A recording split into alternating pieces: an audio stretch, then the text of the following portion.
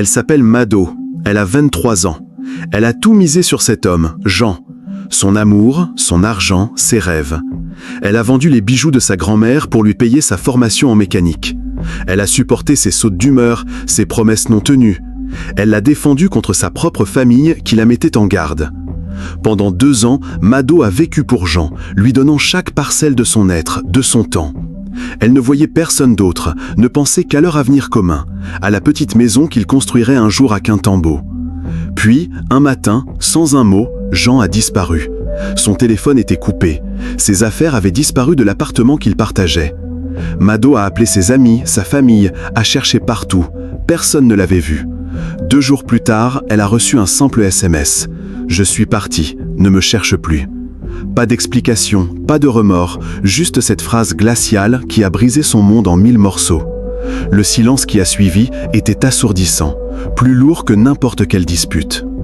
La vérité est tombée 1 semaine après. Sa cousine l'a croisé au marché avec une autre femme. Il riait, il lui tenait la main, il la regardait comme il regardait Mado avant. Jean avait quitté la ville, pris un nouveau départ dans une autre province, avec une autre, sans un mot, sans un regret. Il avait utilisé Mado comme un tremplin, jetant son amour comme on jette un vieux vêtement. La douleur était si intense, si physique, que Mado ne pouvait plus manger, plus dormir. Elle revoyait chaque sacrifice, chaque renoncement, et l'indifférence brutale avec laquelle tout avait été balayé.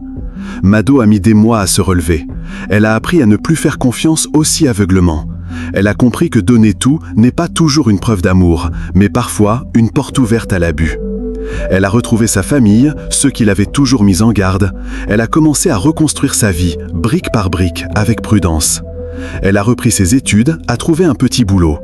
Elle a réalisé que la force devait venir d'elle-même et non de l'approbation d'un autre. Elle a transformé sa douleur en une leçon de survie. Le silence de son départ a résonné plus fort que n'importe quelle explication. Il lui a tout pris, mais lui a laissé la force de ne plus jamais se laisser détruire. Abonne-toi, partage et commente pour plus de contenu comme celui-ci.